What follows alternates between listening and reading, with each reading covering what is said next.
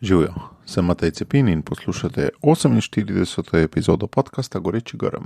Marko Gorše, ki je tokrat moj gost, živi v Loški dolini pod Snežnikom, v enem tistih delov Slovenije, v katerega nas večina le redko zaide. Sam se verjetno tja, če ne bi bil skavt, sploh še ne bi nikoli odpravil. Verjetno se ne zavedamo dovolj, kako močno nas okolje, v katerem živimo, opredeljuje. In tudi kako močni so naši goreči grmi, da k temu okolju, k skupnemu dobremu v domačem kraju, med sosedi, tudi nekaj prispevamo. No, Marko mi je velik zgled prav v teh dveh stvarih. Njegove misli in tudi vse to, kar dela, so tesno zraščene z njegovim okoljem. Pa naj bo to kot direktor podjetja z 20 zaposlenimi, kot gasilec, lovec, občinski svetnik in še marsikaj. Poslušajte epizodo in boste videli, naštevanja se kar ne končajo. Ob pogovoru z njim in ob kasnejši montaži sem razmišljal o trojem. Prvič, koliko skritih in čisto konkretnih, neabstraktnih, dobrih del nekateri naredijo, da je moje življenje lepše, pa čeprav teh ljudi morda nikoli niti ne vidim. Drugič, Marko je predan delu v nevladnih organizacijah, ampak na zelo drugačen način, kot se ta termin danes uporablja v medijih. 90% nevladnih organizacij je čisto nekaj drugega kot tistih 10%, ki jih vidimo v medijih. In tretjič, kaj zares pomeni biti voditelj? Ob poslušanju boste najbrž čutili, da je Marko pravi voditelj. Je tudi na kar nekaj voditeljskih položajih, ampak voditelj ni zaradi tistih položajev. Voditelj je zato, ker v sogovorniku vzbuja zaupanje, ker daje občutek, da mu gre za stvar, poskrbi za stvari in daje varnost. Še eno veselo novico želim deliti z vami. Na portalu razgledam.si smo zdaj razvili že 10 animiranih videov, s katerimi skušamo zakomplicirane družbene tematike razložiti na enostaven način. Tako boste recimo v enem videu spoznali Roka, ki si želi po maturi postati poslanec v državnem zboru, v drugem vam bo Lojze razložil, kako ustanoviti državo v manj kot 5 minutah, v tretjem pa boste preko mestne redarke Lidije na konkreten način izvedeli, kaj je solidarnost. Lahko te videe pokukate na portalu razgledam.si ali pa greste na YouTube kanal Socialne akademije in so tam to čisto zadnji dodani videi. Zdaj pa gremo kar v akcijo. Že veš, kaj je tvoj edinstven prispevek k boljšemu svetu in kako ga udejanjiti? V podcastu Goreči grm razkrivamo močne zgodbe tistih, ki že živijo svoje poslanstvo, zato da lahko ti najdeš navdih, prepoznaš svoje goreče grme in pogumno stopiš na novo pot. Živijo, Marko, dobrodošel v Gorečem grmu. Ja, Matej, lepo zdrav. Lepo te je videti po toliko letih. Naj povem za poslušalce, da sva stara skavtska prijatelja, ki se zdaj več kot desetletje nisva videla. Tako da je bilo prav potrebno, da si mi poslal svoj CV. V pripravi na to epizodo je bilo to najhitreje. In nekaj me je fasciniralo pri tem tvojem CV-ju. In sicer tako, 3/4 ga je vezanega na civilno družbo. Kaj meni ta CV pove? Da gotovo ne iščeš službe, da je ta CV narejen s čist drugim namenom in pove zelo veliko tudi o tvojih vrednotah. Zdaj pa povej, koliko sem zadev.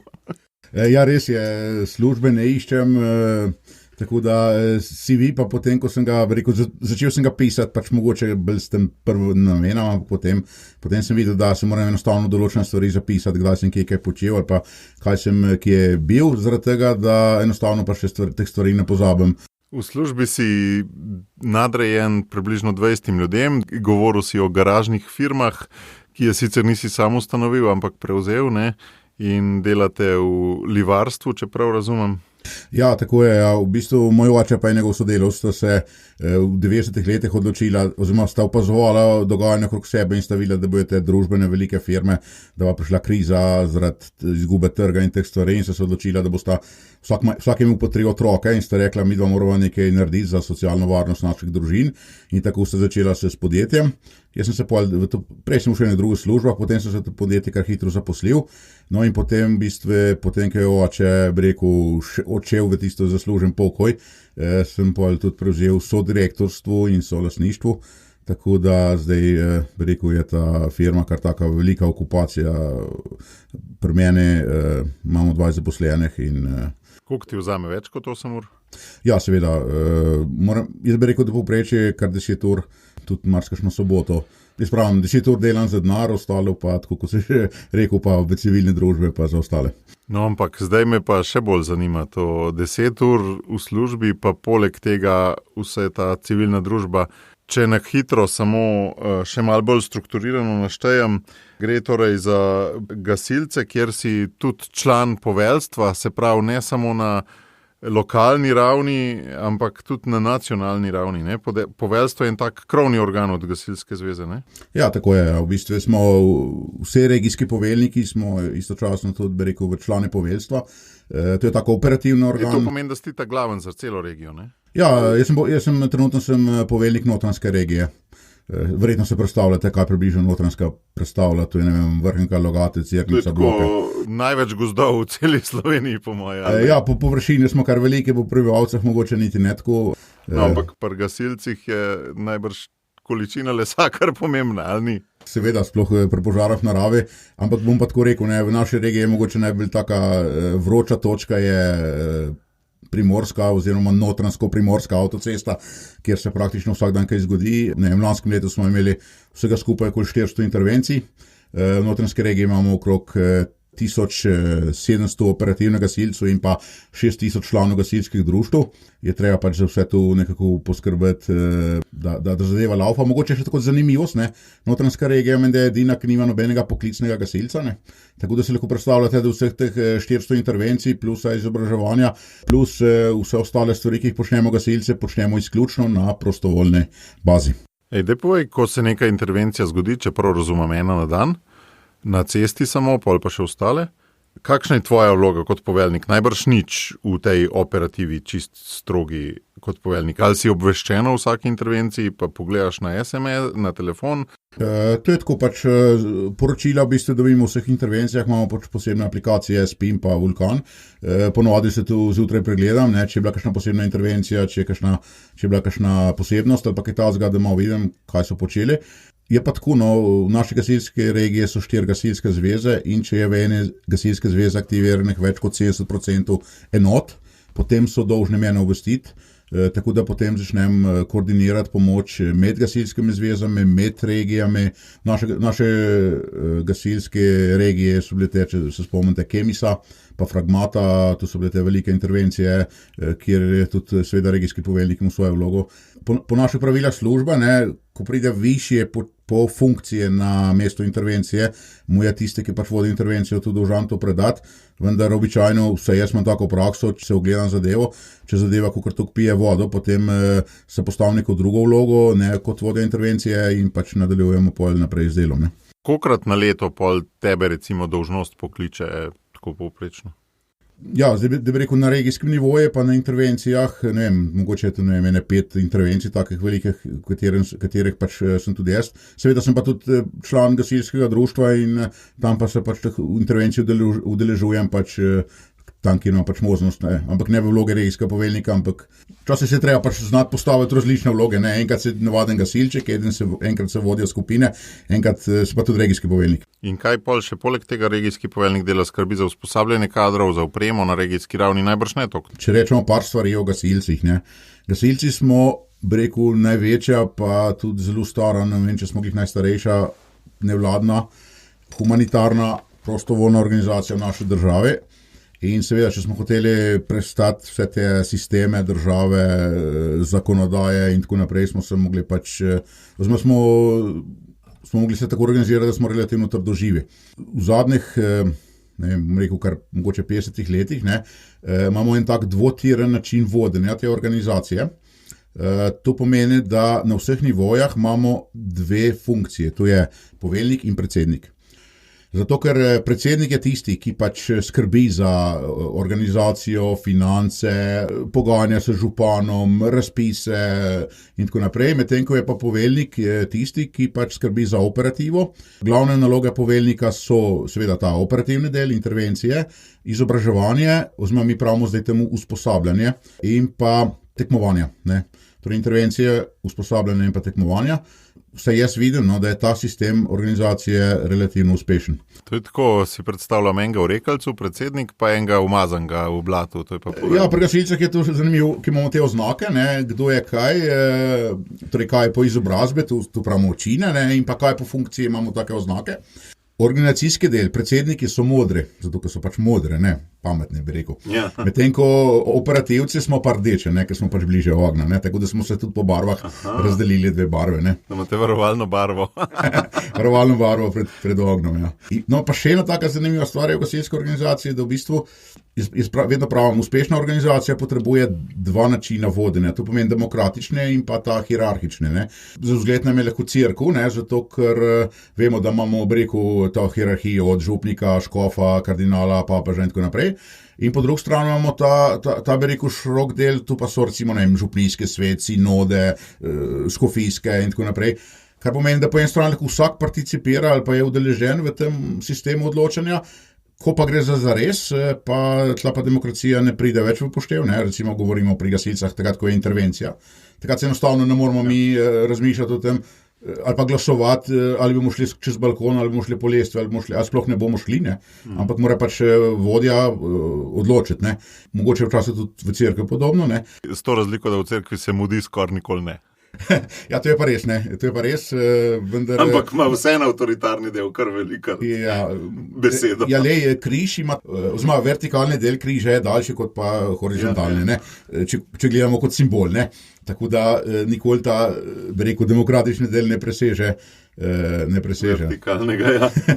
Pa če greva zdaj najprej skozi te tvoje dele CV-ja, potem je pa lovstvo, ne. Kaj ti pa to zagrablo, kot gasilec si že kot otrok, ne? Z mojim starim očetom sva zelo povezana, čeprav je umrl, ko sem bil star 5 let, ampak se ga tako medlo spomnim fizično, ne, ampak on je tudi bil ta lovc in čebelar in ne vem kaj. Oče je mogoče bil ta tehnik, no, po očetu sem bil ta, bi rekel, ne vem, to strojništvo pa te stvari podedoval, medtem ko po starem očetu in sploh nisem nikoli razmišljal, ko sem star 18 let, sem se upisal v lovsko društvo in pač naredil izpit in tako naprej.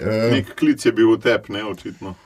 Ja, zdaj, veš kako je, tam pri nas v dolini pod Snežnikom, ne, smo obdani okrog in okrog se z gozdovi in bi rekel, je to ena taka, bi rekel, danost. Mislim, jo ne moreš zignorirati, no. Biti lovc je skoraj kot en pasuš, da se sploh lahko povsod gibljaš, ne? Ja, se malo pohecam. Mogoče res, ja, pač, oziroma, tako mi rekel, vsaj po svojem lovišču, ne, se lahko gibljaš, ne. Drugače pa mogoče bi rekel, kar se lovcu tiče, ne, to je v bistvu ena taka, včasih smo rekli naravovarstvena, pa ni pravi izraz, ker zdaj so se tudi malo začeli deliti, ne. Jaz bom rekel okoljevarstvena organizacija, ne. Ekologi, naravovarstveniki, okoljevarstveniki, to so vse nekje v iste koš smo metali, vendar zdaj so se pa začeli deliti. Ortodoksni naravovarstveniki so tisti, ki pravijo, da je treba naravo pustiti čisto pri miru in jo ne dotikati se in da človek se mora popolnoma izločiti iz upravljanja narave. In pogosto je to povezano tudi s tem, da moraš človeka pustiti čisto pri miru in ga vzgajati permisivno, ne? Ja, to je pač prav ideologija. Civilizacija je vse pokvarila. Ja, jaz sem pravim ortodoksni naravovarstveniki, ne, medtem ko ne bi okoljevarstveniki skrbeli za okolje, v katerem živi človek. To pomeni, da bo to okolje, bi rekel, bilo sposobno preživljati človeka in seveda še vse ostale živali, ki so v tem okolju. Poanta tega okoljevarstva je trajnostna raba, to je pač en izraz, ki je zdaj, ne vem, koliko je star, 25, mogoče 30 let. Kaj to pomeni, če zdaj to v sodoben ekonomski jezik prevedemo? V bistvu pomeni, da iz narave lahko jemljamo ven samo obresti, medtem ko glavnica mora ostajati nedotaknjena za prihodne rodove in za nas, ne. In pa okoljevarstvenik je tisti, ki skrbi, da bo človek še naprej mu bi rekel, ne vem, čist zrak, pitno vodo, zemljo in da bo lahko te vire izkoriščal za svoje preživetje in za svoje življenje. Si bolj okoljevarstvenik kot naravovarstvenik? Ja, po tej selekciji, kot se dogaja zadnje čase, definitivno, ne. Včasih smo mislili, kmetje, lovci, gozdarje, smo mislili, da so vse te okoljevarstveni, naravovarstveniki, ekologi naši zavezniki, vendar vedno bolj se ugotavlja, da se naše poti razdvajajo. Tudi mogoče za naravo, ne, kaj je pomenilo za naravo, recimo en osebek za naravo ne predstavlja nič. Tudi če je tu zadnji medved, preživeli medved, ne predstavlja nič, ker nima nobenega drugega osebka, s katerim bi se paril in nadaljeval vrsto, ne. In lovce, bi rekel, delamo na tem, da ohranjamo populacije. populacije rastlin, živali, lovcev delamo bolj na živalah, gozdarje mogoče bolj na rastlinah in pa da, skrbimo, da te habitati ostajajo vitalni in da lahko te populacije, preživljajo, ne. Zdaj recimo privezovanje na posamezno drevo ali pa varovanje enega osebka, ene živali v bistvu z vidika enega resnega pristopa, strokovnega pristopa k temu ne predstavlja nič. Vendar je pa to čustveno, ne, a veš, ustrelili so medveda, ustrelili so srnico in tu je današnjemu človeku mogoče malo, tu je vsa vzgoja in vse medije pa že pravilce, ne? Ja. Opisal si zadevo tako, kot da je lovstvo bolj biblično kot pa ekologija. Seveda. V smislu tem, da si podvrže človek, ne? Kako se že to reče, antropocentrično, ne? Ali kako že? Ja, si veš, da se človek podvrže naravo mal in skrbi za njo in jo trajnostno upravlja, medtem ko je ekologija pa v bistvu, da si človek ne podvrže in da roke stran na nek način od te odgovornosti. Ja, v Svetem pismu jasno piše, ne, gospodujta, torej, ko je pač človek, Bog naročil prvim ljudem, ne, gospodujta ribam na zemlje, v morju, v zraku, vsem živim bitjem.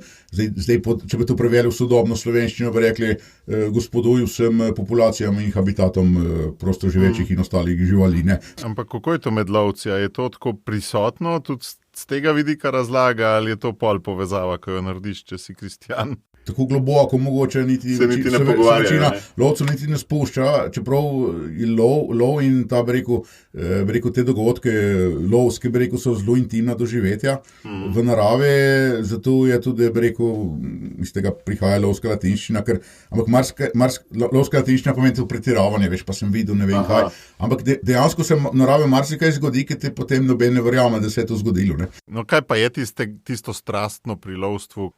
Lov je v bistvu resno taka intimna izkušnja, treba reči, da nimajo vse istih vzgibov, ne. Recimo, jaz opazujem, mlade ljudi, ki se, prihajajo v lovstvu, ne. Recimo, nekatere pridejo v lovstvu zaradi psa. Imajo pač nekega psa, ki je lovska pasma in želijo, da tiste njihov pes počne tisto, za kar je v tiste pes vzgojen. Recimo, če je pač to ptičar, recimo, te en tak. Pol druga, en tak vzgib je, ne vem, strelstvo, ne. Zdaj, včasih so fanti hodili v vojaka, so tam kakšno lahko kje streljali. Zdaj imajo pač možnost, da, ne vem, pri lovcah spoznajo orožje, kupijo, hodijo na strelišče in tako naprej, ne. Nekatere so prav iz teh, ne vem, dobro, tudi tradicija, en tak vzgib, ne. Kaj je družinska? Ja, tudi družinska, ne, ker, ne vem, recimo, ko je oče vzel sina, ko ga vzame na lov, ne vem, 5-letnega ali pa 10-letnega sina, ko je ta sino star 18 let, ima pač on to izkušnjo in ve, da, ali pa želi pač nadaljevati te izkušnje. Ja, iniciacija je, ne? Ja. Ki jo danes manjka zelo, ne, med očeti pa sinovi. Res je. In tudi imaš sicer eno hčerko, pa nisi najbrž toliko na iniciacije delal, ne? V lovstvu je iniciacija še vedno prisotna, mi pravimo lovske krst, ne. To pomeni, da mladega lovca enkrat pač prevzame, ne takrat, ko naredi izpit, ampak pač ob neki priložnosti, ampak ko se pa omenil iniciacijo, jaz prihajam iz vasi, ne. In naša vas imamo še vedno to iniciacijo, ampak fantovščino to imenujemo, ker zdaj fantovščino ljudje imenujejo takrat, ko se nekdo poroči, pa to ni res, ne. Pri nas je iniciacija takrat fantovščina, ko enega otroka sprejmejo med fante. Do takrat, ko še ni bil, mi pravimo, dal za fantovščino, ne, da mora nekaj prispevati in tako naprej v to skupnost. Do takrat nima pravice, da ima punco, da se druži s puncami, da hodi v gostilno, ne vem, da se druži s fante, ne. Res, to še vedno poteka v Sloveniji, sploh nisem vedel. Ja, zadnjič je bilo, recimo, ne vem, bom rekel 5 let nazaj. Jaz upam, da ko bo spet nova generacija prišla, da bojo tu še ponovno organizirani. Ni to vsako leto, ni to za posameznika, ampak se počaka, da je, recimo, ne vem, 4-5 fantov in potem se eno skupino, pač, ne vem, starejši fantje določijo, oziroma ta fantovski klub, kakorkoli ga imenujemo, določijo pač termin in kandidate in pa jih povabijo, da pridejo, ne vem, zdaj včasih je bilo tu v gostilnah, zdaj novejšnji čas je tu kot v obliki piknika pri kakšne lovske koče ali kjerkoli, in potem morajo oni formalno nekaj prispevati, ne vem, nekaj denarja, da kupijo neko pijačo in potem so, ne vem, razne preizkušnje, vprašanja in tako naprej. Podobno kot ob porokah? Podobno kot ob porokah, ne, ampak ima ta prvinski namen, da v bistvu v tovaško skupnost sprejmeš otroke. V katerih letih se pa to zgodi praviloma? Med 17 in 25, recimo. Dobro, to je, kar se lovcev tiče. Potem greva naprej. Ena najnovejša funkcija na tvojem CV-ju je ključar pri cerkvi Svete Jedrti. Ena zanimiva zgodba, zanj še regijski poveljniki sedimo, večeri smo imeli, ne vem točno kaj, tako sedimo za mizo trije in ne vem, kaj je beseda nanesla, nekaj okrog nekaj zvonov in potem ugotovimo, da smo vsi trije ključari. Kar pomeni, da očitno, če se regijski gasilski poveljnik oziroma ali pa v tistem okolju pač prepoznajo, da mogoče se te ljudje pa primeren za ključarja. Kaj te pa kvalificira za ključarja? Ja, a je to bolj tehnična funkcija ali tudi moralna? Ja, čisto formalno gledano, je v bistvu ključar, ima določene pristojnosti še večje kot pa župnik, ker ključarje imenuje škof, dobro, lahko predlaga župnik, in dolžnost ključarjev je med drugim tudi, če vidijo, da recimo, župnik, prodaja angelčke ali pa, dela neke čudne stvari v tiste cerkvi, je ključar dolžan, da te stvari prepreči, kajti župnik v končni fazi je pač tam v službi, je pač tam, 1 leto, 5 let, 30 let, medtem ko cerkev pa tam, naša stoji že tam od leta 1150 recimo, in se jaz vedno pravim, nimam jaz te cerkve, ampak ima cerkev mene, zdaj trenutno za par let, pa spet nekoga drugega imela, Je potem pa, ko smo pri teh bolj religioznih stvareh, je tudi ta viteški red, Ja, tu gre za viteški red Svetega Jurija, iz Karantane, ki ima sicer sedež, pa te šefe imamo trenutno v Nemčiji, oziroma prav prior je trenutno v Avstraliji. Tu bom rekel, tale viteški red je bolj bratovščina, tudi imenuje se bratovščina, Težko bi ga primerjali se z recimo malteškim viteškim redom ali pa vitezi Božjega groba, Ima sicer te zgodovinske, bi rekel, zaslombe iz leta, 1640. Toliko dolg že? To ga je ustanovil papež Aleksander, pa cesar Maksimilijan, in potem je pač doživljal vzpone, padce in tako naprej. V Sloveniji nas je tam, smo relativno malo številne, recimo, da nas je 5. Se pa tudi, se pa še malo iščemo, kako bi lahko to stvar mogoče malo spromovirali. No, ampak kako ti pade na pamet, da to postaneš? Nekdo me je povabil in se mi je zdelo, da mogoče bi bilo pa to še ena taka lahko dodatna stvar. Oziroma, bom tako rekel, mogoče nadgradnja teh civilno-družbenih aktivnosti, Kaj je tudi s karitativnostjo prepleteno? Ja, seveda. Je pa ta viteški red mogoče za razliko od ostalih, v bistvu vole priorja, ker druge imaš vseeno, recimo, ima cerkev pravico veta, recimo na tega glavnega mojstra in tako naprej, Ja, potem imaš pa še 2 društvi. Društvo Lovrenc se ukvarja z vojaško zgodovino. In si tudi predsednik tega društva, če prav razumem. Ja, zdaj s temi funkcijami tako, Jaz nikoli nisem kaj dosti lobiral za kakšno funkcijo, vedno so mi rekli, mogoče je moja napaka sem tam, ker se ne znam dosti odločno braniti, pa to bi rekel. Že prej smo omenili, da prihajam s podeželja, Na podeželju ni ljudi, bi rekel, je manj ljudi, in pol vsak, ki je, bi rekel, ga je treba izkoristiti, ali pa ima možnost, da nekje.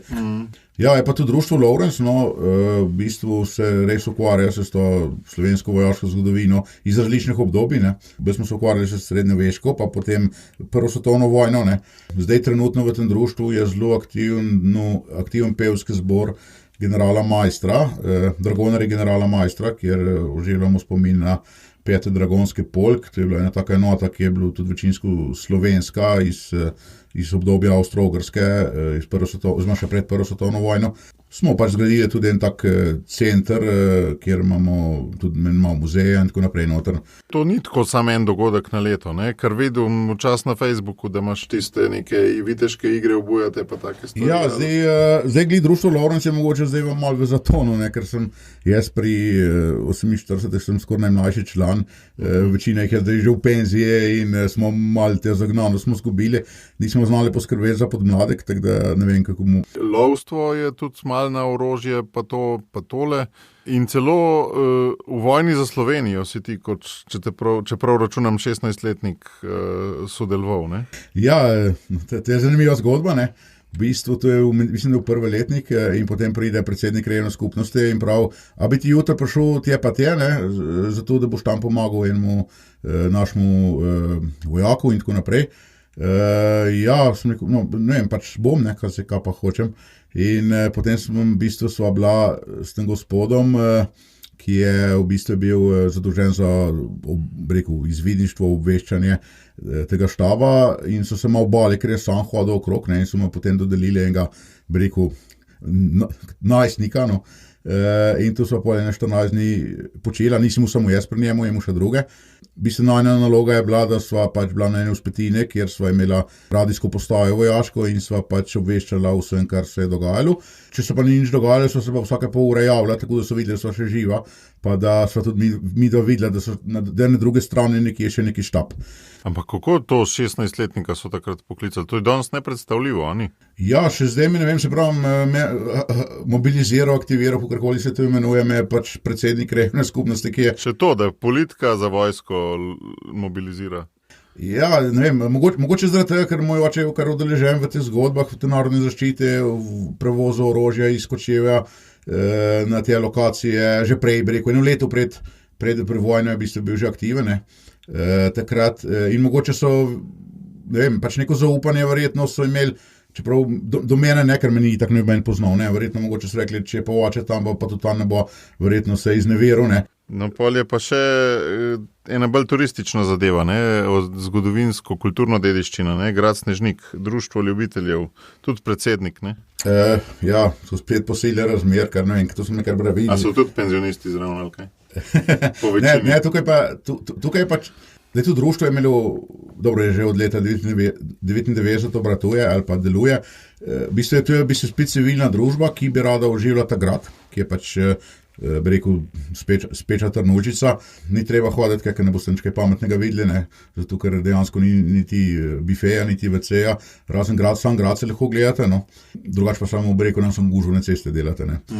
Ampak, zdaj se malo hecam, ne, ampak dejstvo pa je, da ravno to naše društvo ima nalogo, da bi to, mislim, nalogo. Za cilj se je postavilo, da bi to zadevo oživilo, ne. In smo potem neki posrednik med občinskimi in državnimi oblastmi, ravno včeraj smo na Ministrstvu za kulturo, po tem vprašanju, ne, kjer smo pa spet kot društvo spravili skupaj župana, pa ministrstvu, pa predsednika zavoda, pa tako naprej, direktorja zavoda, tako da smo v bistvu spet en nov krog pogovorov začeli, zdaj s to garnituro, ki je zdaj pač na ministrstvu, in upam, da se bojo zadeve razvile. Jaz sem bil že 4-krat na ministrstvu po tem vprašanju, pri 4 različnih ministrah, sem že skoraj obupal, ne, vendar sem rekel, ne smemo obupati. Je pa mogoče zanimivo, ne, da to društvo v zadnjem času organizira ali pa so organizirali festival Plavajoči grad. To je tak dosti velik festival s 150 nastopajočimi skupinami, kar pomeni, da je tu 600 nastopajočih umetnikov iz 20-30 držav. Je v bistvu, ne vem, 15 različnih odrov, ne, na katerih se to dogaja 3 dni, ne. Če hočeš tako množico umetnikov spraviti skozi, ne vem, s 8000 obiskovalci, tako da to je zame spet izziv, ne, nekaj organizacijski izziv, logistično-organizacijski, kako spraviti tak festival, tako da tla, bi rekel, zdravo sodelujem.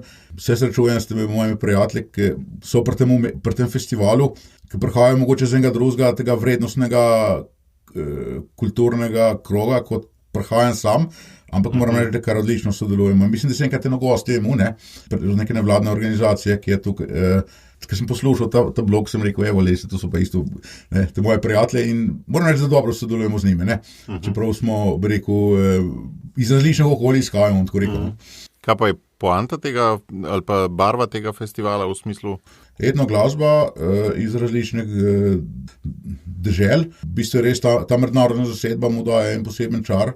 Je pa tako, ne, ni pa samo glasba, je tudi, ne vem, tudi lutke, tudi igra, tudi akrobacije, večina z zelo majhnim honorar ali pa skoraj zastonj pridejo, ne. Oziroma, poanta tega festivala, kot ga jaz opazujem že zadnje čase, mogoče niti ni v publiki, ne, čeprav publika je pač stranski produkt tega festivala, ampak je v bistvu v tem, da se te umetnike iz različnih držav med sabo srečajo, oblikujejo, jaz bi rekel, to sejem za umetnike, ker sejme so, ne vem, za avtomobile, pa za kmetijsko mehanizacijo.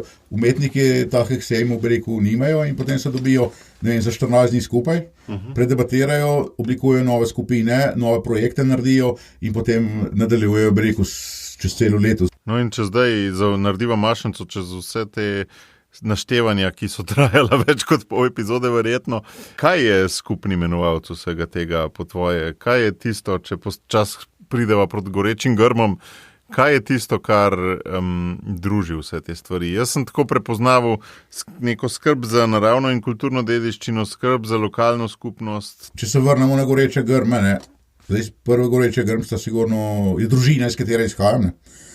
Bom povedal samo en dogodek, ne, oče pa mati sta delala hišo, jaz sem star takrat 10 let, seveda hiša je največji projekt v življenju, ne.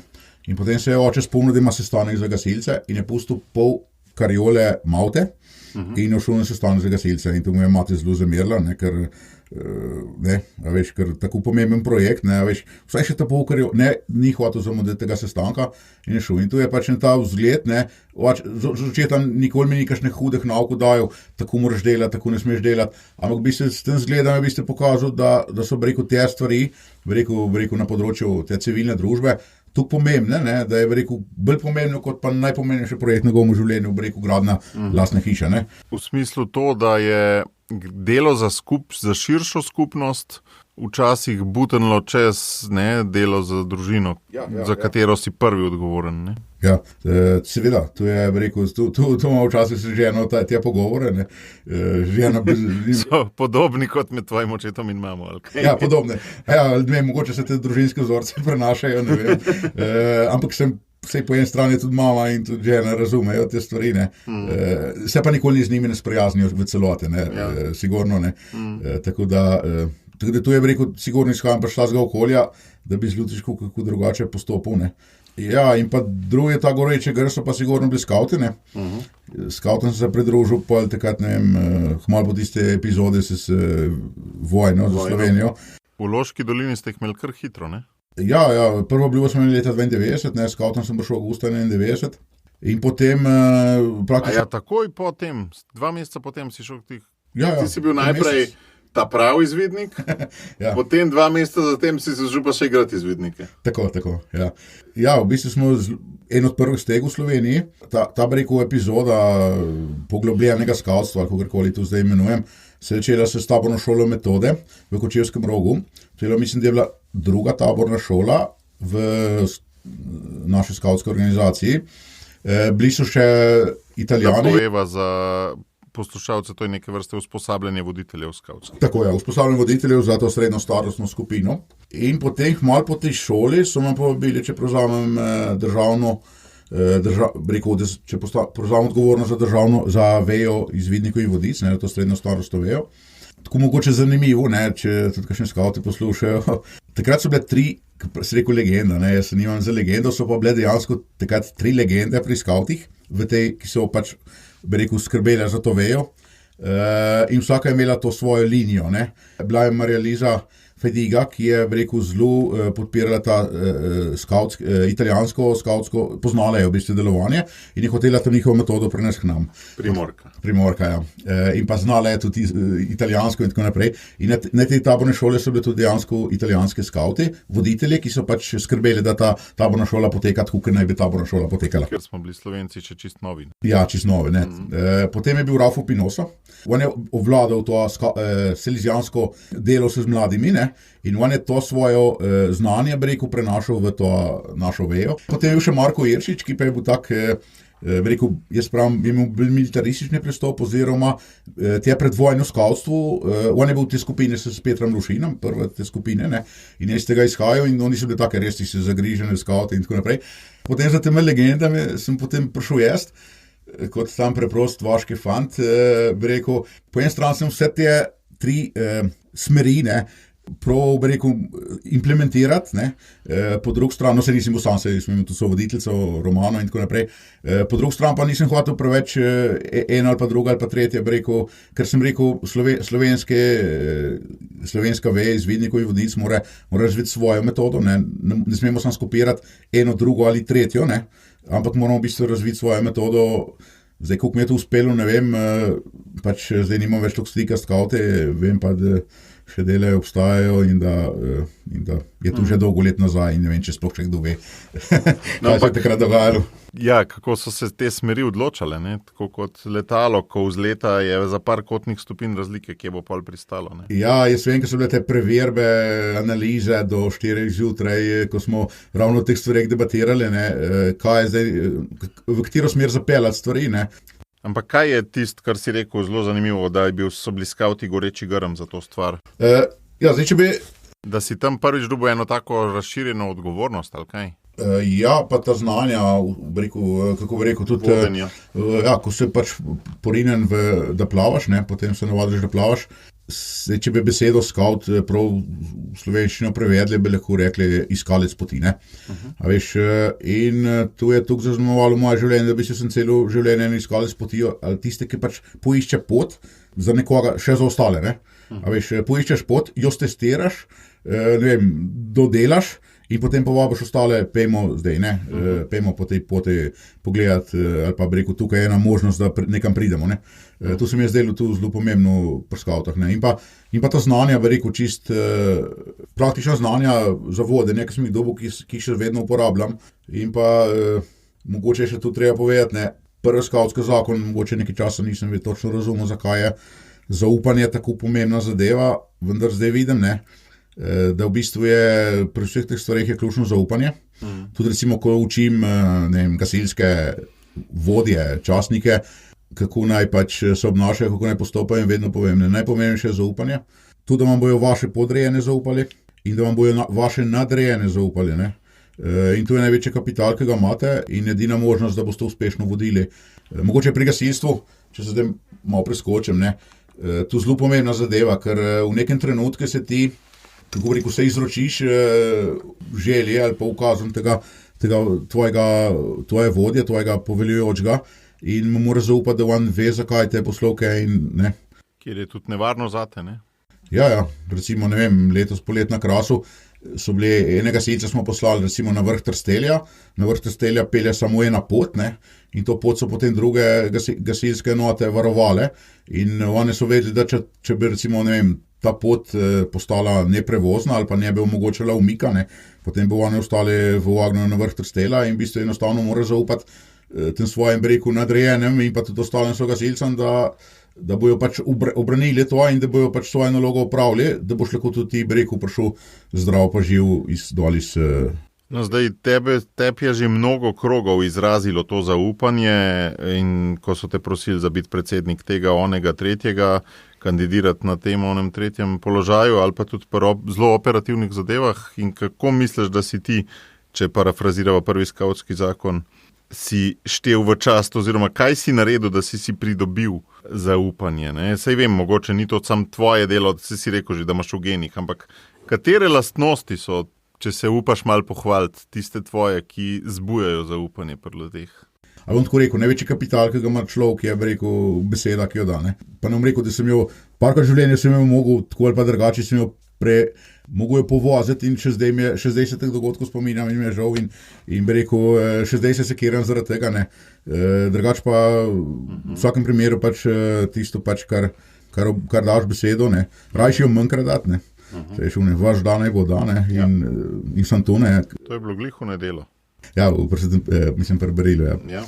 In kar je več od hudega, ne, in tle je zelo težko, ne, obljubljati, mislim, ne smeš obljubljati, no, oziroma moraš res premisliti, kdaj rečeš da in kdaj rečeš ne. Jaz mogoče prevečkrat rečem da, no, to je mogoče moja slabost. Ampak pol držiš, ne, očitno. Oziroma velik ti pomeni, da držiš.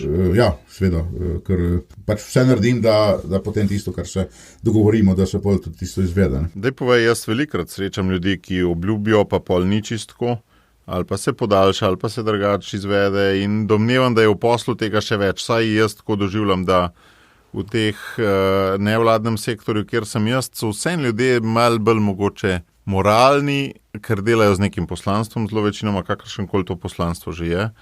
Koliko ti srečuješ teh ljudi, ki ne držijo svoje besede na raznih zadevah, ali pa ko delaš s prostovoljci, pa ni, pa ga pol leta čakaš, pa tako?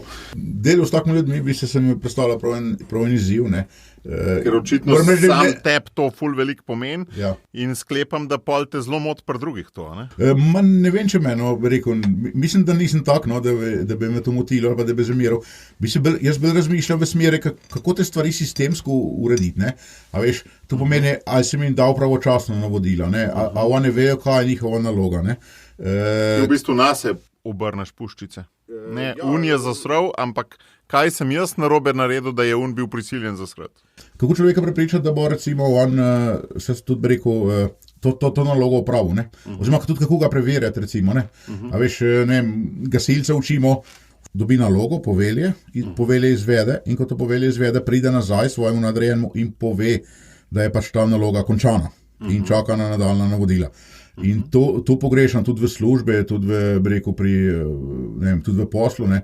A veš, da ko nekdo dobi neko nalogo, ni dovolj samo, da jo opravi, ne, ampak je pomembno tudi, da o tem nekoga obvesti, ne, da je to naloga opravljena. Ne. Domnevam, da itak sodeluješ z ogromno ljudmi in da so vse ti tvoje projekti in funkcije, ki so jih naštevala, da sam nisi nič, da si zelo timski igralec, ne. Ko sem bil enkrat še kot mlad fant na razgovoru, sem bil na druge službe, pa mi je ta šefica potem rekla, to je bila tako, kako rekel, neka letna analiza, ne, razgovor, pa je rekla, veš, ti si premalo ambiciozen, ne. Pa takrat smo kar malo žalili, sem rekel, pač kako se, če te nekdo reče, da nekaj nisi, ne, potem avtomatsko zastreljaš z ušese, pa rečeš, seveda... Kako si lahko upajo te preč, mislim, to mi ni jasno. Ne, ampak potem sem pa razmišljal, ali pa veliko razmišljam, večkrat razmišljam o tem, dejansko nisem ambiciozen človek, ne. Dejansko nisem tak, da bi se kamorkoli sam predlagal ali pa greval za neke stvari, ampak enostavno, če me kdo povabi, potem rečem ja ali pa ne in to je to, no. Mogoče premalo, mislim, ne vem, mogoče na kakšnih področjih bi bil lahko bolj ambiciozen, ne. Žena bi rekla, ne, da je to, da je ono še, ne. Pa jaz pravim, sej sem srečen človek, sej ne rabim, ne vem kaj, ne. Ne vem, tiste moj ideal, ne vem, skozi romantika, bom rekel, jaz sicer izhajam iz, bom rekel, proletarske družine, ne, malenkost kmečke, ne, ampak pa imamo tudi neki zemlje, pa tudi kakšno žival smo imeli tako domačo, ampak moja ta romantični ideal je, da bi nekoč živel doma in obdeloval zemljo in ne vem, se mogoče tudi malo maknil iz te družbe. Ja, zaenkrat ti ne ratuje, no. Ja.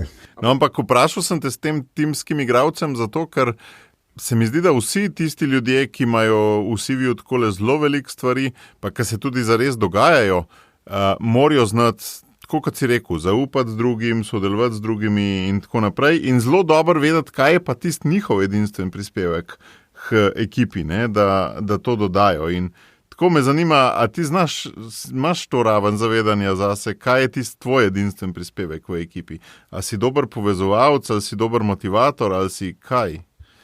Jaz bom kar s primerom povedal, ne, zdaj pred volitvami so me hodili iz raznih strank pregovarjati, da nekaj kandidiram, ne, lokalnimi se drugače ne ukvarjam z državno politiko. In potem so rekli, če boš ti kandidiral, ti si edini, ki so sposobni sodelovati s vsemi.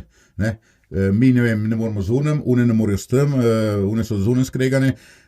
Ti si pa človek, ki lahko sodeluješ s vsemi, ne glede na barvo, ne glede na zamere, pač ne zameriš, bi rekel, stvari, ampak mogoče je to ta, ne, kajti jaz nikoli, recimo v vseh teh timah, ne, nešteto timah, v katerih sem sodeloval, nikoli nisem razmišljal, od kje je kdo prišel, zakaj je kdo prišel, ne, ampak te ljudje so tukaj in naša naloga je, da nekaj naredimo, ne. Če sem pač bil v funkciji, da ta tim vodim, sem pač potem tudi prav iz vsega od teh ljudi najti, kje so njegove dobre točke in potem na tistih področjih ga spodbuditi, da je tudi lažje ta svoj prispevek dal k tem skupnim ciljem, ne.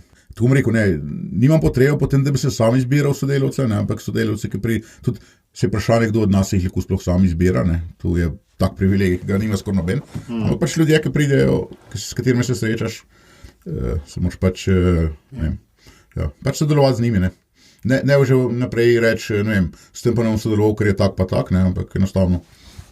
Najbrž se tudi kdaj opečeš, ali se ti pa kdo zdi moralno sporen, pa greš vseeno v sodelovanje. Jaz sem že večkrat, ko sem sodeloval s kakšnimi ljudmi, potem tudi od drugih slišal, da to pa ni bilo zelo primerno, da s takimi sodelujem, ne. Že ko sem, ne vem, kot 10-letnik ali 12-letnik hodil na duhovne vaje v Želimlje, Salizijanci, takrat so nam te duhovni voditelji govorili, ne, vi se morate zbirati, bi rekel, ne vem, partnerje, sodelavce, ženo in tako naprej iz tazga okolja, pač, kjer vi izhajate, če bo se iz kontra, bo nesreča, pa tako naprej. No, ampak jaz sem tla že tu sem, bi rekel, prekršil, ne, ko sem se ženil, ne, moja žena je iz popolnoma drugega okolja, kot sem sam. Če sem jaz iz podeželja, ona iz mesta, če je moja mat udva preganjala, je bil njen oče policaj, če sem jaz naravoslovec, je ona družboslovka, če sem jaz nedeljnik, vesten, je ona sicer ima, bi rekel, zakramente in to, ampak bi rekel, ni bila versko vzgojena, ne. Jaz sem se pa tudi to sem se vzel kot en izziv, ne. Sem rekel, pa sej bo šlo skozi, če sem se jaz odločil, da se... Izpravim, poroka je taka zelo individualna stvar, tako se ti odločiš, da boš nekom celo življenje, tudi če te bo vsak dan posebej v glavo pink, ne, ampak ni problema, ne, sva že 20 let skupaj in mislim, da sva zmeram še dolgo časa, no, 20 letah se nisva niti enkrat pozdignila glas drug na drugega in upam, da bo to poslušala, da lahko pritrdi temu, ne. Tukaj sem prej rekel, ne, če iščemo pot, ne, tudi tukaj mora pot obstajati, ne, in obstaja. Ja, to je res tako skavtsko načelo, povsod tudi v neprehodnih situacijah iščeš pot, ne.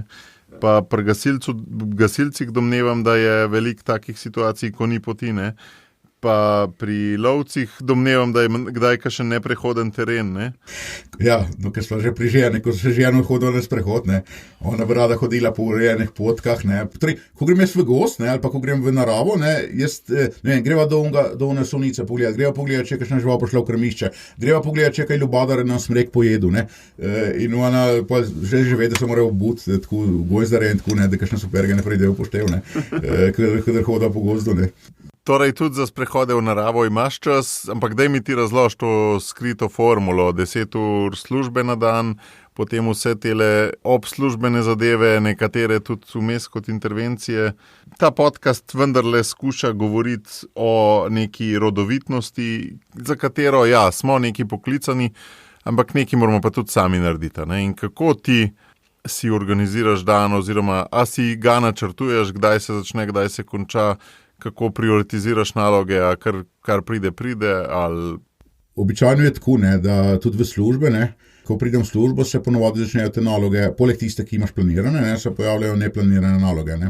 In potem moraš med teme, običajno pač lahko, moški smo tako narejene, da lahko samo eno stvar naenkrat delamo, ženske lahko tako 1-3-4 stvari, ampak v redu, pač smo moški, ne, in lahko delam eno stvar naenkrat in potem stalno delam prioritete, katera naloga je pač neobhodna, katera je najbolj nujna in če so dve nujne, moraš pač med tistimi dvema nujnimi izbrati isto nalogo, ki je najbolj nujna v tistimi trenutke.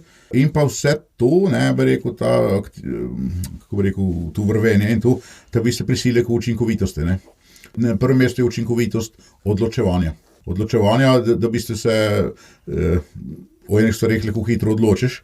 To so spet te rdeči pri gasilcih, če sem prav razumel, ne? Rdeči, ne. Avtoritarni. Ja, veš, to so že Grke pogruntali ta sistem, ne, one so v vojske vedno imeli dva poveljujoča, ne.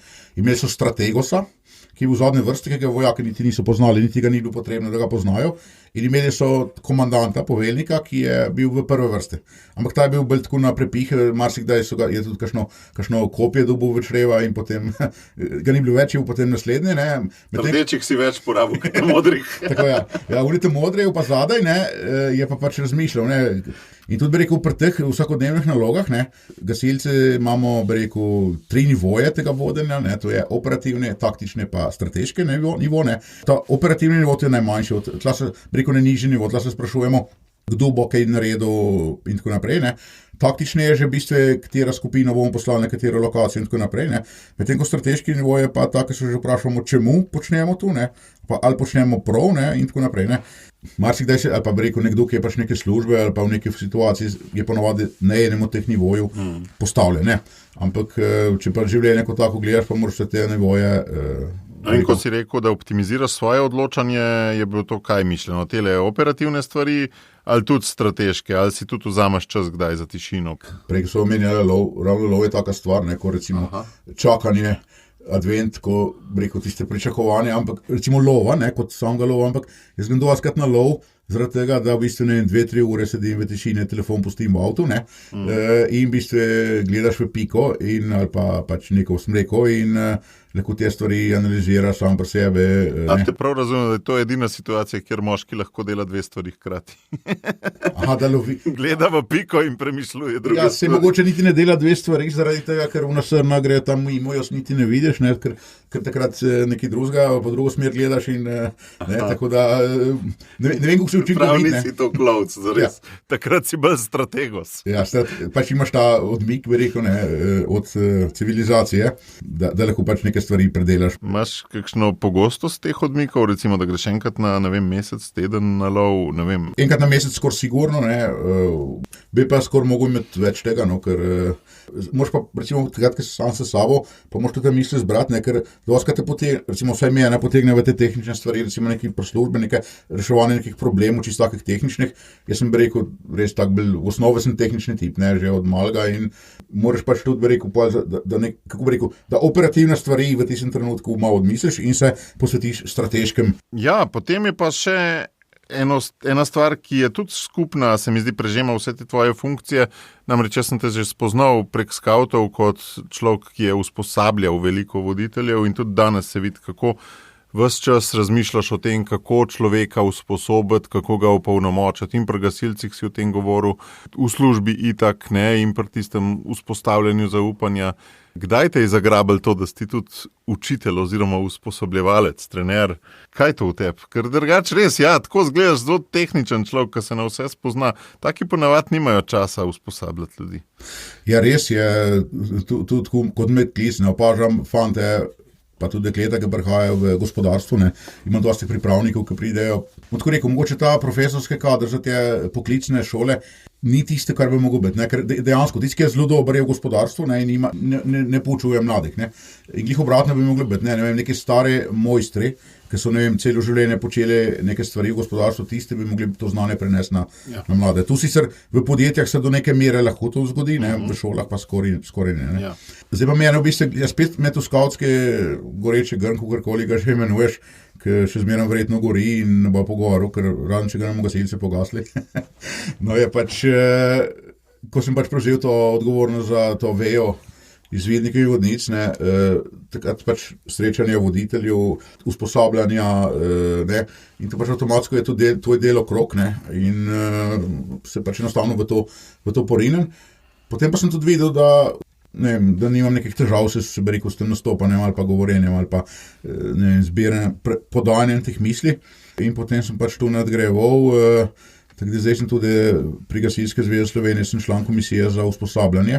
To je taka zelo zanimiva komisija, zelo zanimiva ekipa, ki smo marsikaj, ki je marsikaj premaknila, ne, tudi strateško premaknila, ne, v tem usposabljanju. Ne, če sem ki je zadovoljen z usposabljanjem, sem potem pri gasilcih, ne, kjer smo res, en velik napredek naredili. Pri gasilcih imamo še vedno, ne, en tak svetopisenski izraz, starešina. Zdaj pa predstavljaj se, da ti enemu 16-letniku, ne, ali pa 17-letniku razložiš starešinski sistem, ne. A veš, prvič niti ne ve, kaj je starešina, ne, niti kaj šele kaj naprej, ne, ampak hočemo vzgojiti ali pa usposobiti nove naše naslednike, ki bojo čez 10 let na teh mestah, ki jih zdaj mi pač zasedamo, da bojo pač razumeli kaj pomeni starešina, kaj pomeni avtoriteta, kaj pomeni povelje, kaj pomeni odklonitev povelja, kaj pomeni in take stvari, ne, in tako da tu je en tak res izziv, ne, in te, ki me poslušajo, pravijo, da znam tudi iz monotone teme narediti zanimivo, ker imam kakšna taka predavanja, ne vem, organizacija gasilstva in pravne osnove, vzgoja osebnosti gasilca. To so take predmete, ki jih nima, ne vem, to smo še prevzeli, ne vem, kaj bi včasih temeljne marksizma, samoupravljanjem. Vendar gasilci smo rekli, to ni bilo stran vrženo, ne, dajmo tu ta predmet, recimo vzgoja osebnosti gasilca, ne, se nas zdi tako pomemben predmet, ne, da v bistvu lahko bi ga enostavno ignorirali, pa bi rekli, sej, pač če je nekdo prišel gasilcem, že ve, zakaj je prišel, ne. Vendar je prav, da se zaveda sam sebe, pa da zna, bi rekel, to refleksija sam pri sebi narediti, ne. Ampak je pa to, se mi zdi, kar proti nekemu flat ploščati kulturi današnjega sveta, ani? Ja, to je res, ne. In tudi, ker srečujem, recimo, te mlade ljudi, ki so, in to množično, recimo, ne, mi smo v 6 letih smo zančno statistiko delali 12,000 ljudi preko teh usposabljanj spravili skozi, ne. In te mlade ljudje, ki prihajajo, seveda je malo razlika podeželje pa mesto, ne, ampak dejansko so tudi željni tega, bi rekel, ki si rekel, ta flat kultura, vse gliharstvo, ne, a veš, ne. Noben mi ne bo pamet solil, jaz sem svoboden. In tudi dejansko jih tako vzgajamo, ne, v velikih kontekstih. Ja, in zdaj ta preokret v glavi narediti, ne, to je starešina, ne? In tega starešina boš poslušal, v dobrem in v slabem, tudi takrat, ker tebe ne bo všeč, ne boš rekel, zdaj grem pa domov, ne? Ampak boš pač, tu je tvoj vodja in on pač ve in recimo zdaj na Krasu je bila taka zgodba, bili okoli 60 poškodb, ne? Ali pa pač teh problemov zdravstvenih, po večini so bili to vse mladi ljudje, ne? Zanimivo, da naša generacija enostavno se zna razporediti energijo, sile. Dobro, pogoje so bile ekstremne, recimo, ne vem, 38 stopinj, pa še dim, pa 12 ur delati. Ampak vse, ki so pripeljali zaradi vročinskega udara ali pa napada panike ali pa ne vem, so bili v bistvu mlade fantje, ne vem, 20 let stare, ker enostavno on, ki je prišel, je videl, da pač je neka nesreča, da mora pomagati in on je mislil, da bo sam rešil svet. Ne? Ta individualizem. Individualizem, ne. In potem je pač celo dopoldne tekel in popoldne doživel vročinski udar in potem smo ga odpeljali, da je pač prišel malo k sebi. Ker je pa recimo, ne vem, njegov poveljnik mu je pa rekel, zdaj bomo 15 minut počivali, sleče se, uleže se v senco in 15 minut počivaj. Ampak seveda, mlade testosterona polne fantje, pa tudi dekleta med njimi, bi radi rešili svet takoj, ne? Ja. Kar pa se ne da. Ne? In zato je to medgeneracijsko sodelovanje. Dosti skupin, v današnje družbe so iste starosti, recimo, ne vem, šole ali pa to. Tla pa dejansko je tista, bi rekel, zelo širok nabor, bi rekel, ne vem, od 20 do 60 let, ne? In potem še veterane, ne? In vse te v bistvu med sabo pol sodelujejo in tudi en drugme dajo vzgled ali pa en drugega opominjajo. Starejši prenašajo znanje na mlajše, ne? Prav, koliko si spil, si dovolj spil, ne? Če si samo pol litra spil, to ni nič, ne? Moraš vsaj 3 litre vode spet, če hočeš, da boš do večera. To, kar se te v šoli naučiš, ne zmoreš sprobati v praksi. Pri gasilcih pa najbrž zelo hitro pride neka intervencija, kjer ti fašaš, če tega nisi poslušal, ne? Ja, seveda.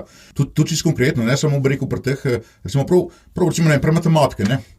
Ne, v šole smo se učili neke pretoke vode, tlake in tako naprej. Ampak v gasilcih je tako, če ne boš ti tudi prav zračunal, potem tiste vode tam ne bo in potem pa hiša zgorela. Če ne boš ti pravilno presodil, kakšne primere cevi rabiš, kakšne črpalke rabiš, kaj pomeni 10 metrov nadmor višinske razlike in take stvari, ne. Dejansko lahko prav, bi rekel, moraš pač to, ni popravnega izpita, ne, bi rekel, je samo zadovoljivo ali pa nezadovoljivo, ne. Ni oceno od 1 do 5, ne, slaba dvojka, ne. Ta ni slaba dvojka, tle je samo je bilo zadovoljivo ali pa ni bilo zadovoljivo, ne. Ali si rešil nekoga ali ga pa nisi rešil, ne. Ti zelo take operativne stvari govoriva, ampak vendarle je še en delček, ki ga imava še za proti koncu, je pa politika, ne, ki je pa zelo kontra temu, ne. Tukaj si, če te prav razumem, do leta 2014 bil v stranki, potem ni več očitno imela tvojega zaupanja, ali si se naveličil, ali so te meloni dosti, ali kaj je bilo. In zdaj si pa spet občinski svetnik, eden od 7, zelo majhen občinski svet imate v Loški dolini. To je spet to isto delo za skupnost, ali kaj je tle v politiki? Moja zgodba s politiko se je začela v bistvu potem, ko je moj oče prenehal z županovanjem. V bistvu je predčasno, bil je župan, dokaj priljubljen, v bistvu je predčasno prenehal, zato ker pač ni najdel nekih sodelavcev pravih, oziroma, ali pa tako rekel, no, v bistvu bil je prvi župan, ki so ga podpirale pomladne stranke po osamosvojitvi in tako naprej in so pač nekatere tudi niso preveč s tem veseli. Potem tudi nekako ni uspel vzpostaviti tega tima okoli sebe, pravega. No in pač je predčasno nehal. Koliko je bil en mandat, ali?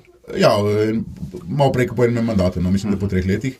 In potem sem jaz rekel, čakaj malo, no, zdaj pa ne bomo vrli puška koruzo, ne, ker je zdaj popularno zadnje par let, ne. Sem rekel, bom jaz pač nadaljeval to zgodbo, ne, ker mislim, da se da v tem še marsikaj narediti, ne. Tako da sem bil potem 3 mandate občinski svetnik, pa predsednik občinskega odbora SDS-a. Se je dalo kar marsikaj, se je dalo politike narediti, čeprav mi, ki smo v gospodarstvu, ne, imamo zmeraj en tak odnos, oziroma pri politiki vidimo največjo pomanjkljivost, to, ker ko so me poučili, ko sem prišel za občinskega svetnika, so rekli, procedura je temelj demokracije, ne. To meni prvo branje, drugo branje. Medtem, ko se ti firme, pa rečeš, pride zjutraj kaj, pa rečeš, zdaj bomo delali modre kose. In pol čez 2 ure rečeš, zdaj bomo delali rdeče kose in se delajo rdeče kose, ne. Medtem, ko politika pa tega ni, ne. Politike so pa te procedure odločanja bistveno bolj dolge in zapletene in zlobirane in tako naprej. Vendar kljub temu se da narediti, ne. Bil sem najmlajši občinski svetnik, ne. ne vem, ko sem star, 24-25 let, ko sem začel se s tem. Ne. Najprej me te starejše gospodje, še iz nekih prejšnjih časov, niso obrajtali, ne? Ja, so rekli, te prvo, kar je bilo me na kuru, en, ki je sicer sošolca od mojega sošolca, pa me na kuru, da nisem pismen, pa da kaj sploh tam delam, pa tako naprej, ampak tako, no, tak sprejem je bil, ampak potem smo tudi si našel pot, da rečemo. Sem našel pot, spet sem našel pot, in potem smo prvo tako barno koalicijo levih in desnih podpisali. Prvič, recimo, in takrat, ko smo tisto koalicijo podpisali, sem rekel, zdaj smo končali v naši dolini drugo svetovno vojno, ne, in zdaj gremo lahko naprej. Ne, ti pa znaš velike besede uporabljati. Ja, no. Je pa res, zdaj, zakaj sem šel se stranke, ne? Enkrat je predsednik stranke Janša na Facebooku enega mojega prijatelja skavtskega obtožil, da je udbovc, ne, Branko Cesnika. Ravno sem mislil, da vem koga in se je izkazalo, da sem vedel koga. Ja, in potem sem pač mu napisal na pismo, ne, da ne more zdaj, mislim, da se ne spodobi, da predsednik ene stranke bi rekel, izražal na tak način svoje mnenje, sploh pa ne v mojih prijateljih, in sem to pismo potem tudi poslovilno. Vsaka stranka, ne, se ni važno katera, pač ima bi rekel, v stranki so idealisti, pa karieriste, ne. In potem, ko je stranka v opoziciji, so idealiste, smo bi rekel, jaz sem se bil za idealista štu, ne. In potem, ko je prišla stranka, so kar naenkrat prišli na druge ljudje, ki so videli priložnost za službe in tako naprej. In tako da vedno, ne, in potem, ko enkrat prevladajo bili karieriste, pa sem videl, da pač ta zadeva ne bo šla, pa je tudi pa tista kapla čez rob, ne. Sem rekel, ne morem zdaj, mislim, končno se postaviti na katero stran, ne, in pač odločil si pa čutil, da se moraš na eno, ali kaj? Ja, sigurno, ker se mi pa zdelo pa to tuk... Ker velikrat grejo taki dogodki lahko mimo nas, ne da se kam postavijo, ja, in to ljudje tudi velikrat delamo, ne? Ja, vem, zdaj pa spet odvisno v kakšnem položaju si, ne, pa iz tega, bi rekel, izhodišča izhajaš, ne. Enostavno sem videl, da pač v tem, da tej stranke pač ne morem ne vem kaj prispevati več in je brez veze, da sem tam neki član, če pač ne morem, bi rekel, biti. Ne. No in potem sem tudi pauziral, bi rekel, kot občinski svetnik z 2 mandata, ne. No, zdaj smo pa se eno jesen prepričali. No, veš, jaz sem mislil, da s tem, ko sem bil 3 mandate občinski svetnik, sem že naredil svojo državljansko dolžnost in zdaj do penzije mi ni treba več biti občinski svetnik, da bojo drugi, ne. No, pa zdaj sem vseeno prepričal, zdaj sem pač z enega regijskega gasilskega poveljnika sem spodobil, da se te ali pa une stranke preveč, bi rekel, zliže se stranko, tako da sem pač kandidiral s podpise volilcev. Sem pa spet tako zelo neambiciozno pristopil k tej zgodbi. V bistvu sem samo 3 stvari sem naredil pred volitvami, in sicer najprej smo naredili en selfie, ko smo vložili kandidaturo na volilno komisijo, tako da sem pač obvestil ljudi, da kandidiram, in potem sem še eno sliko dal na Facebook, pa še to zato, ker je bila, ne, moja listila še ena gospa, pa so pa je rekla, dajva nekaj narediti, pa ne.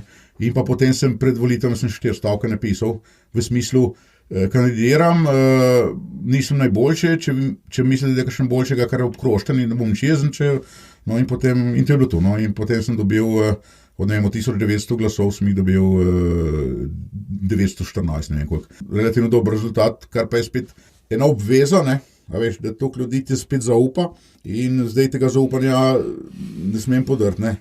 Čeprav ti je zelo politike zelo težko, ne, ker jaz nisem nobene predvolilne obljube dal, ne. Zgodbe so pač take, recimo, ne vem, podražiti bo treba komunalne storitve. Občina že sedaj 5% svojega proračuna daje, subvencionira položnice, že prej, to smo že podedovali, zato pač, da ljudje nimajo tako velikih položnic, ne. Ni namen občina, da bomo to zdaj dvignili na 10% ali pa na 20%, ne. To participiranje položnic in tudi podražitve bodo mogli biti, ne. In zdaj ti se tla v tem precepu, ne.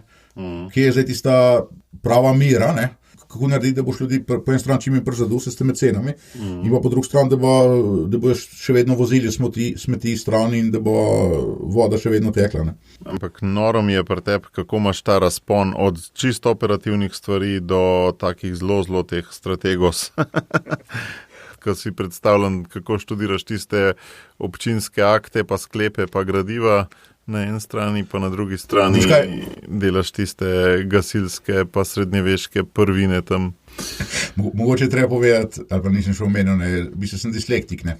Tu nisem vedel, dokler nisem vedel, da je tudi moja hči dislektik, pa sem se zdaj to zadevo bolj poglobil, kaj sploh to je za ena zadeva, ne. Pač, takrat, ko sem bil jaz, so temu rekli legastemija, to meni iz nemščine izhaja, disleksija pa z angleščine, dobro se ni tako bistveno. In v bistvu jaz mislim, da sem vse te dobre stvari, ki jih pač disleksija prinaša, izkoristil in slabe strani, prešel, ne.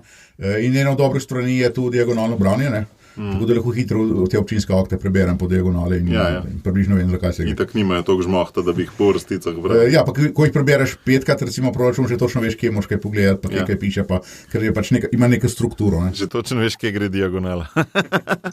Kaj pa tak Marko Gorše v otroštvu počel, da se je to razvilo? Ker vseeno geni niso vse, ti se zelo sklicuješ na očeta pa detka, ampak kako je izgledalo to tvoje pri 5 letih, pri 10, pri 15? Kaj si to počel? Torej, življenje na podeželju, ne, in pa dosti nas je bilo otrok v vasi, ne. Vem, kdaj si prvič lovsko puško streljal? Z lovsko puško. Kdaj si prvič? Zdaj, recimo, orožje je tako... orožje je ena taka tabu tema, ne, ker gre vsem nekje v 60 po konc, pa kaj, ne. Lete, ne vem, pri nas je bila puška od starega očeta, ki je v lovci, je pač tam za vrati, ne.